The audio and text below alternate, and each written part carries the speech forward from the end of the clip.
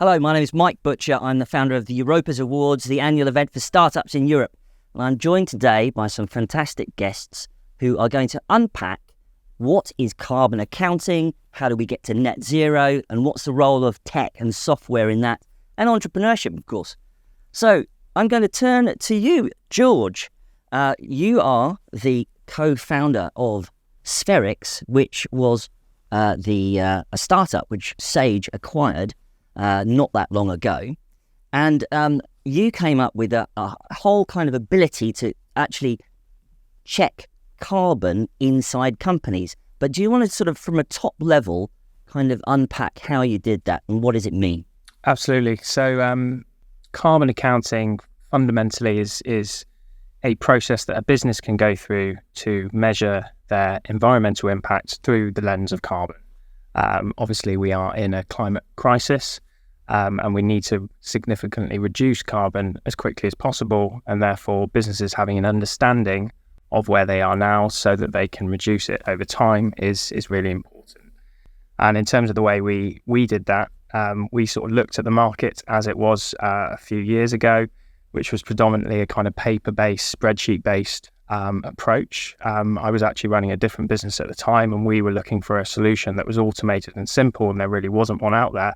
So teamed up with some talented colleagues, and we pulled together an idea which was sort of underpinned by the idea that a lot of the information that you would use for carbon accounting lives within a purchase ledger, so in accounting software. And we created an integration with Sage and with Xero and QuickBooks in order to help small businesses predominantly calculate their carbon using a spend-based approach. On top of that, we layer what's called activity data, which is other questions, that simple questions that you ask to a business, which accounts for other areas of their carbon which can't be picked up in their spending. So when you say a spend-based approach, does that mean literally a company orders something off from their supply chain, and then what do? You actually kind of checking out how much carbon that kind of cardboard box carries or whatever? Yeah, I think the simplest way of thinking about it is business activity equals carbon emissions. So for every type of business activity you do, whether you provide products or services, there is an associated carbon impact. That might be a carbon that is created within your firm, or it might be carbon that you purchase in the goods and services that you procure in order to provide your goods and services to other people. And effectively what we do is we take, use a kind of industry standard methodology to best estimate, and I think estimate is an important word here. The big difference between carbon accounting and accounting with money is we're not looking for 100% accuracy. We'll never get it 100% accurate. We're looking to get it as accurate as possible to point the business towards action on reducing the emissions. Right. Okay. So I guess we want to kind of hear from you, Liana Fricker, from the inspiration space. Now, you're obviously a startup. You're helping entrepreneurs. Do entrepreneurs care about this stuff? Are they concerned about it? Are they using these kinds of tools? So I'm in a fortunate position where I work with emerging businesses, so they don't have a business as usual. So we're able to embed this into how they learn and do business, which is really important because as it stands, business as usual is costing us the earth. And we can't continue to work in the way that we do. We do need to move into a circular economy. And when I started using Sage Earth, it was when I began the journey. I wasn't into sustainability. It wasn't something that I followed particularly closely, but I did carbon literacy training for the purposes of our own business and to continue to level up our founders. And everything changed. And what I find really interesting about hearing George tell his story is that in parallel, I was trying to use an Excel spreadsheet to measure our carbon, and the amount of knowledge from a scientific perspective and, from numeracy that you need to have, it feels like this insurmountable challenge. And in 3 clicks, I ended up on Sage Earth, and it just made sense. And now I can see exactly what we are spending in our carbon budget. And what I found really interesting was that because we were able to get past emissions and then present emissions, what I noticed was, to your point, as our business has grown, our emissions have grown. The amount of energy required grows. And so that's something in the same way you have to manage your financial runway, we have to manage our emissions runway. If we want to grow, our business can't extract more than it gives back. And so the role of a modern founder is a lot more dynamic than it's been in the past. I see. So there's a lot to sort of take in, but what you're trying to say, I guess, is that these carbon accounting platforms are making it easier. Obviously, Spherics was acquired by Sage, and now it's become Sage Earth. So, Elisa, if I could bring you in. So you're EVP for Sustainability and the Sage Foundation. So just top line at the beginning, what does carbon accounting mean for Sage? I think at Sage we are deeply aware of the climate crisis, and we do want to play our part in addressing it. Now, as a big FTSE 100 company, but most importantly as a tech company, we think we can do that in broadly three ways. One is reducing our own carbon footprint, which is important. Don't get me wrong, it's really important we do. But it is not as material as it is to support SMBs on their own net zero journey. So what we felt is like we need to reduce our own emission, but what else? What is our role in the world to get to net zero? Now, we know that just in the UK, SMEs represent over 90% of businesses. They account for 50% of the emissions. So if we don't get them to net zero, we won't get to net zero globally. And that's where we started to reflect on how can we really support them. And I think you've heard here, it's I think the net zero and climate agenda is an impenetrable jungle of acronyms and numbers, and it can be quite, sort of scientific, can't it? Indeed. So, and we know SMBs very well. We hear from them every day, and we know that they want to get onto this journey, but they are pulled in many directions. I mean, you're going to tell this story much better than I can. But so at Sage, we started to reflect on how can we remove that friction? How can we make it easy for SMBs to embark in this journey and make progress to net zero? And that's when we started to look at carbon accounting. I mean, we are a trusted partner for SMBs when it comes to financial accounting. So the leap towards carbon accounting felt just a very natural step for us. And we really liked Spherics for many reasons. The team and the expertise was excellent.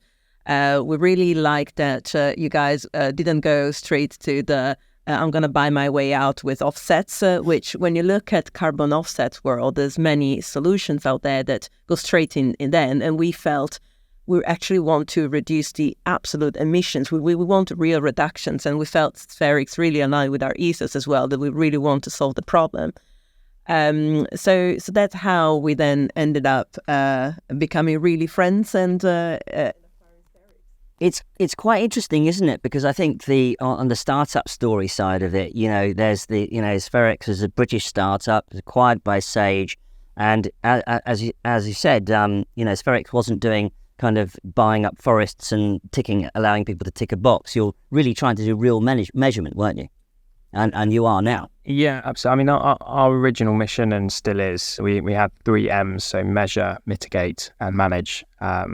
There's, as Elisa said, there's a lot of platforms out there which do a kind of coarse measurement and then have a big red button which says make the problem go away, which is effectively what offsetting is doing. Now, I'm not undermining the need for us to plant trees at scale or create nature-based solutions. We absolutely need that. But it's a huge distraction, and it's sending the complete wrong message that you can offset and your problem goes away. According to the Science Based Targets Initiative, which is sort of one of the globally agreed frameworks for sort of reducing carbon in the business world, every business needs to reduce 90% of their emissions first and then the last 10% can be used for, you can use offsetting mechanisms. Now, in a world where most carbon accounting solutions have a button to sell offsets because it creates revenue, we thought that was not appropriate. So we didn't go down that route, and that really aligned with Sage's thinking. You're a British startup, Sage comes along, they acquired you, now you're Sage Earth. How's that, Elisa, how's that journey going into integrating that startup in? And I'd like, perhaps you could cover us also for us about how carbon reporting sits inside Sage's strategy and sustainability strategy. Yeah, so at Sage, we have our sustainability strategy. One of the most important pillars is protecting the planet. And within that, we've got 3 priorities. One is getting Sage to net zero. That means reducing our own carbon footprint. And indeed, we have committed to halve our emissions by 2030 and get to net zero by 2040. And we are aligned to the Science-Based Target Initiative, so that George mentioned. The second pillar and priority within our climate change strategy is supporting SMBs to net zero. And that's where we acquired Spherics, because we realized we couldn't do that by ourselves. And George and the team have figured it out. So we're like, let's wait. And then the third priority within our climate strategy is to create an enabling policy and regulatory environment to support this journey to net zero, both for big enterprises as well as SMBs. And one of the things to keep in mind that Georgia, you talk often about is that the emissions of SMBs are the Scope 3 emissions of big enterprises. And one of the risks that we see in the transition to net zero is that small, medium businesses get excluded from doing business because of the requirements of achieving net zero on big corporates. And we're facing this as in our team. We have set a very ambitious target to halve our emission by 2030. That includes our Scope 3 emissions, which sit most of them within our supply chain. And we've got lots of small, medium businesses within our supply chain. So we can't make these a criteria that excludes them from business. So the question is, how do we take them along? And indeed, we're now exploring how do we offer to our supply chains, our small, medium business in our supply chain, Sage Earth, to help them along this journey. So that's where carbon accounting and Spherics sits within our overall climate strategy. So I gather that obviously Sage is a big company, but we're all talking about AI right now, and I gather that Sage has an artificial intelligence labs team, and so that means that you, as a startup, are now acquired, and now as Sage Earth, you've got access to a lot of data, haven't you? Yeah, I think that's, for me, one of the reasons that sits behind why we did the deal in the first place. Also, everyone's very nice. we got along really well, but fundamentally data, and yes, everyone is talking about AI right now, and for the right reasons. Now, one of the experiments that or the kind of proof of concepts we're doing with the AI team is looking at using existing OCR technology within Sage. So if you think effectively carbon accounting is looking at lines of accounting data and looking to best estimate what you spent, what the emissions of a purchase are. So if it says you bought bananas from Tesco, then there might be an appropriate conversion factor. Now, a lot of that data actually only exists on receipts, which lives behind the accounting lines. So we're actually going beyond just looking at the accounting lines, now going into receipt level transactional data to get really granular information. And I think that's going to set us apart from the competition. And most importantly, the customer has to do nothing. It's completely hands-off and it's completely data-driven. Thank you for segueing, because obviously, Liana, as a customer and obviously working with startups who you are also, they're also concerned about their emissions. I mean, how easy is this to do? Is it a case of, do you have to sort of explain the business case to people, or and are they worried about the difficulties? We are having to educate. It's just like the major population, right? 72% of small and medium businesses don't have a sustainability plan.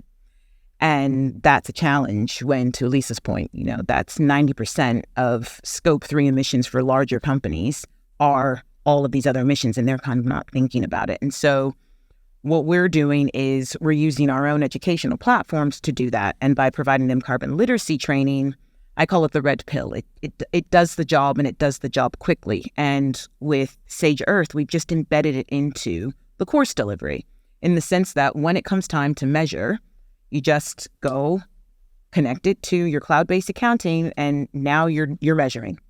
And it's so easy, and it's so simple, and it's nothing that they need to think too much about. But what we do is we teach them how to analyze that data, how to factor that in the same way they would their financial management, their carbon management. I think it's interesting, actually, because a lot of companies now are looking at becoming B Corps, and they're going through the B Corp process where it's all about people, planet, and profit. It's accounting not just for shareholders but also for society and impact on the environment. So these things need to be measured, don't they? And I suppose using these kinds of platforms is a way of doing that, and it sets your mind at rest, but also gives you a insight into the impact of your company. And it gives you credibility because it's transparent data, and you can grab it in an instant. Again, to Elisa's point about procurement departments are requiring this.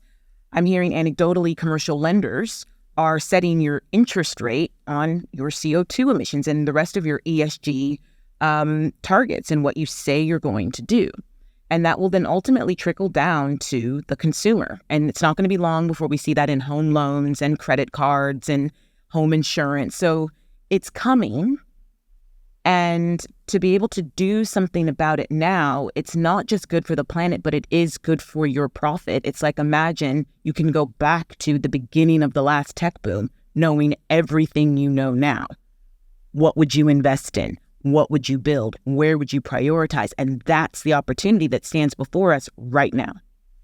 Right. And obviously, you have to go down to this granular level. And because 90% of businesses in the UK, and I think we could say over 90% of businesses in the US are small businesses, you do have to have a much more easier on-ramp to this kind of carbon accounting world, don't you? And how are you sort of sending that message out at Sage? Yeah, and I think you touched upon something very important, which is education.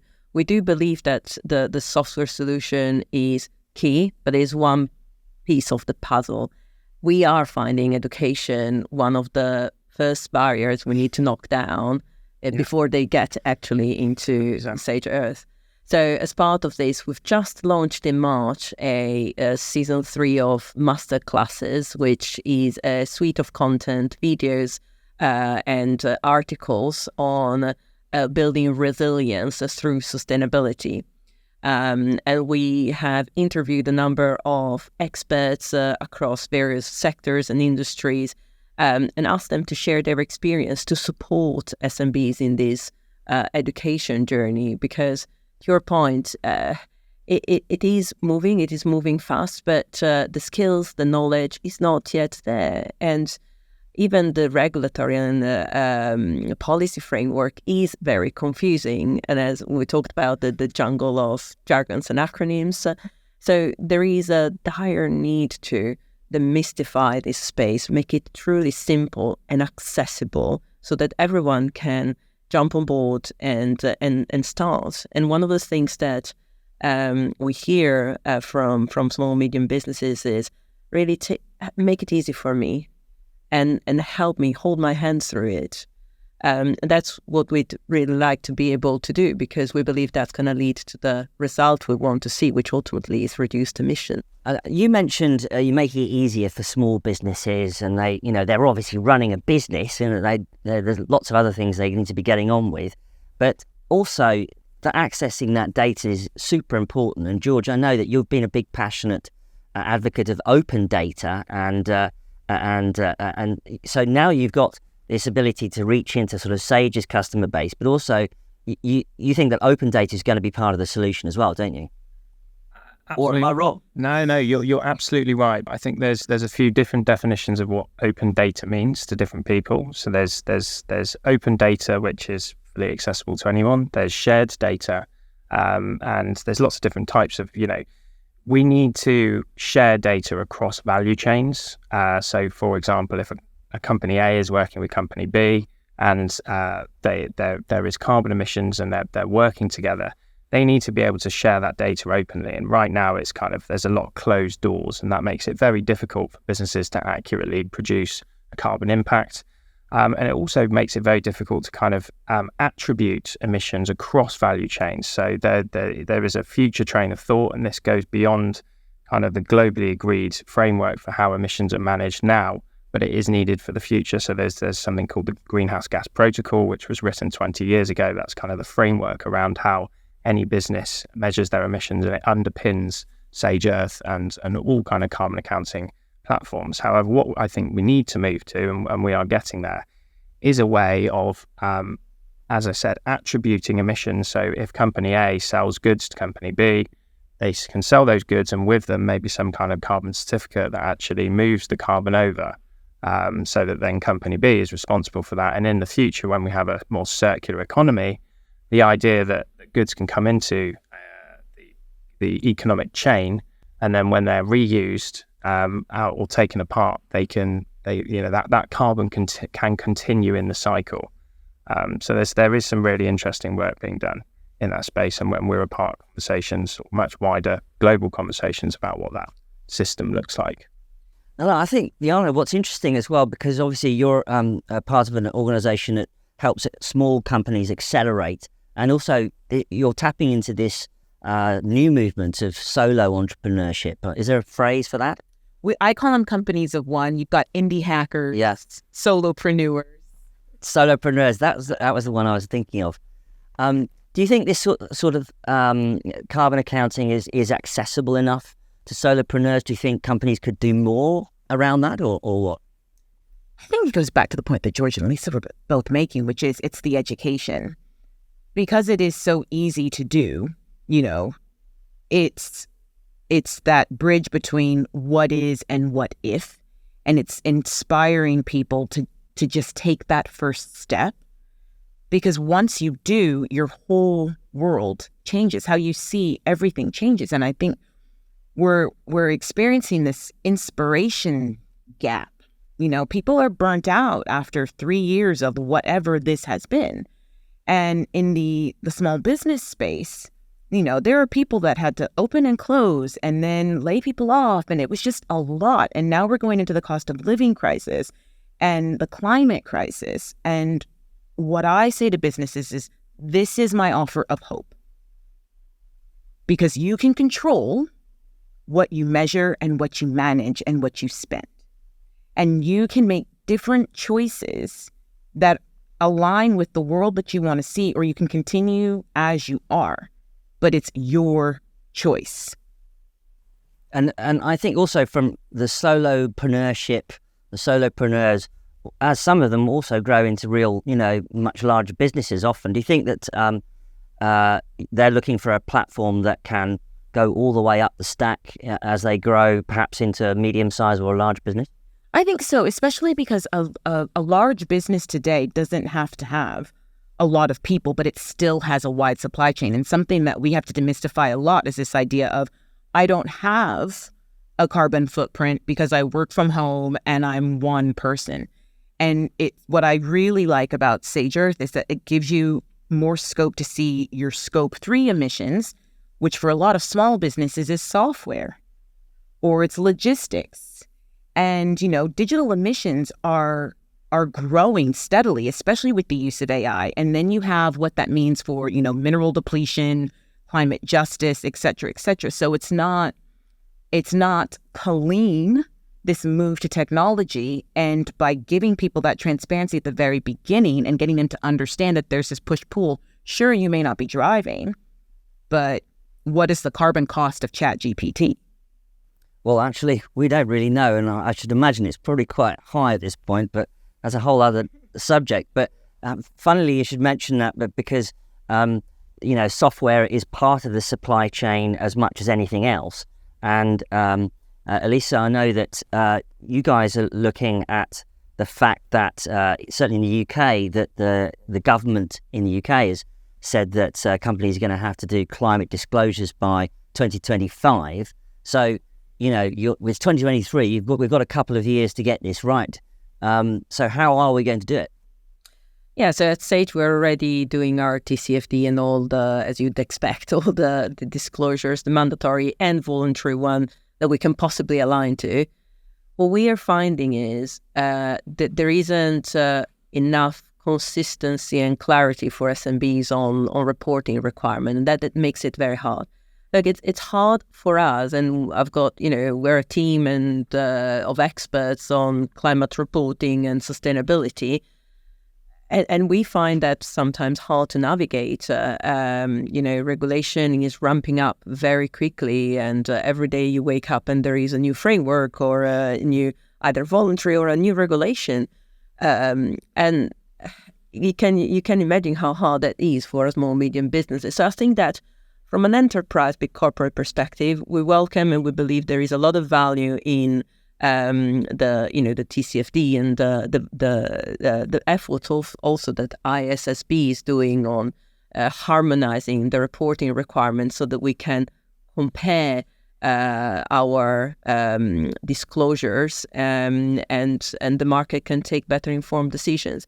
But we have a lot of work to do to simplify and create a equally consistent and harmonized and simple framework for small and medium businesses.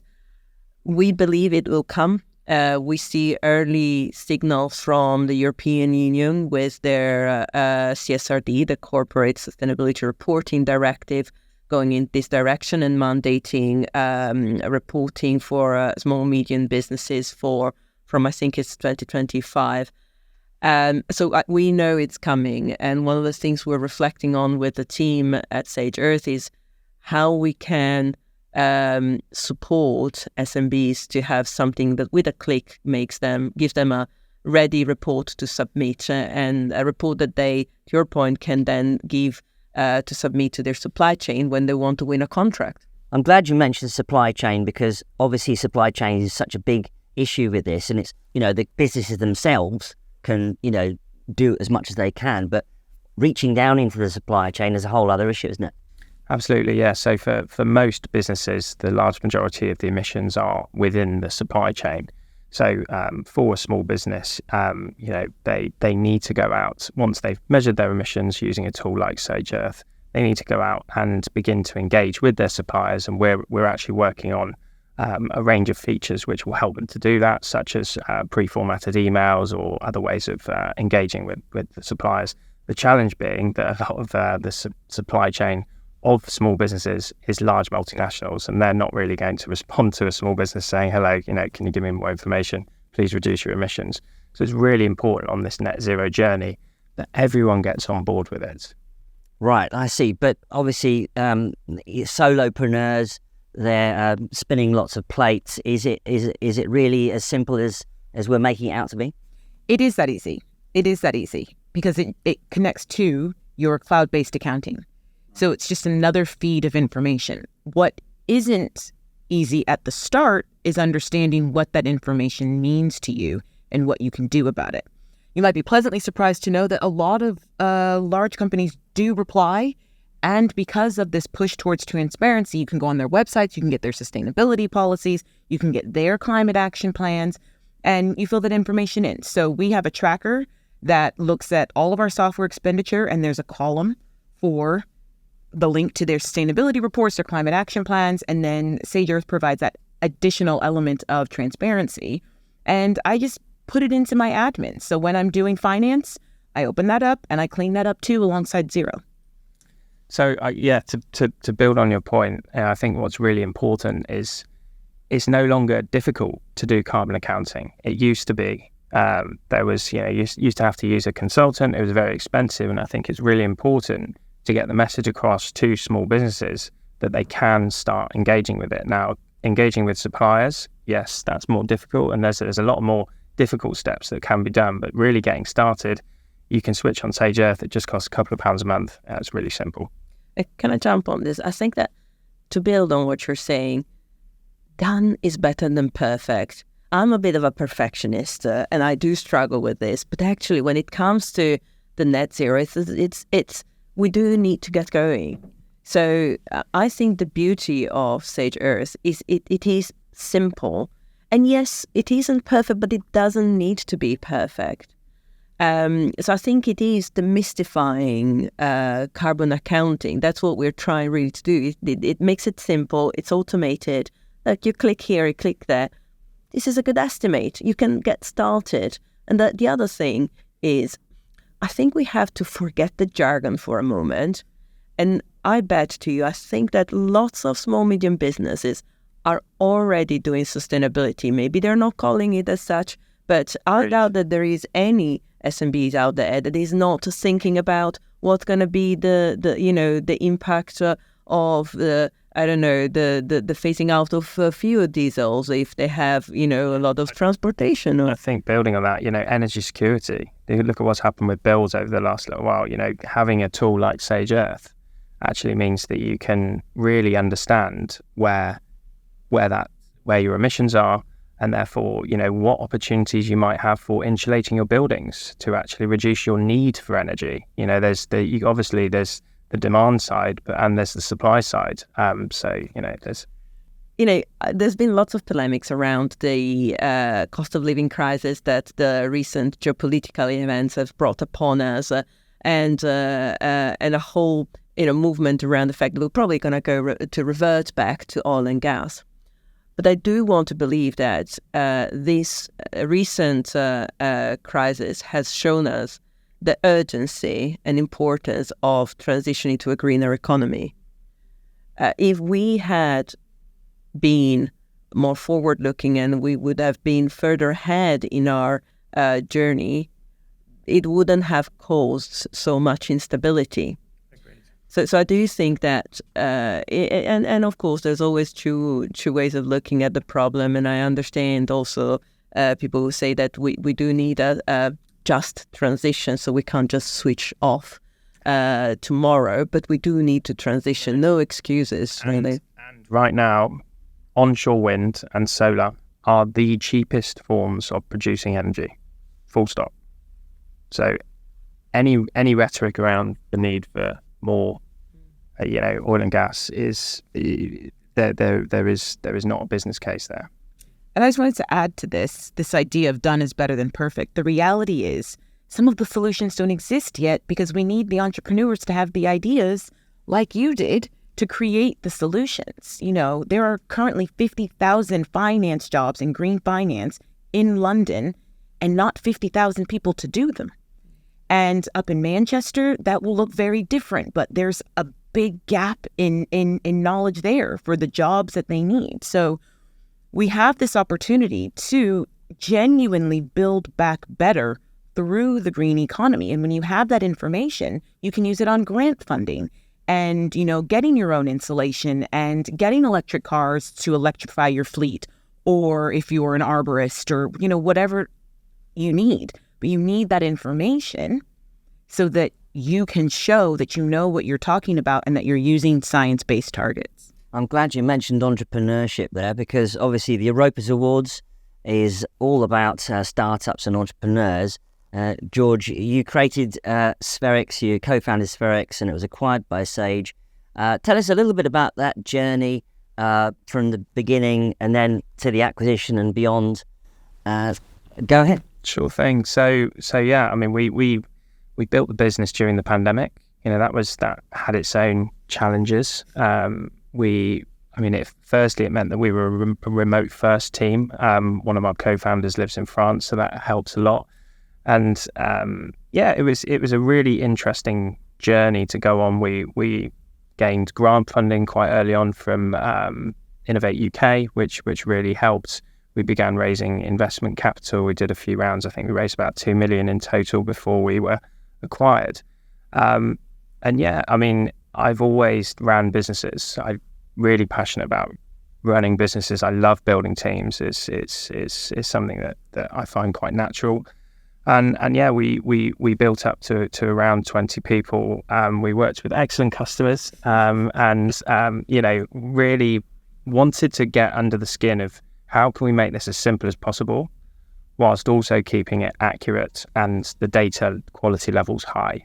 So that was where it started, and then our journey to Sage began with during a fundraising round, and Sage were interested in leading, and that led on to sort of more and more involved conversations. We also had a relationship with the other side of Sage because we integrated with Sage Business Cloud Accounting and now Sage 50.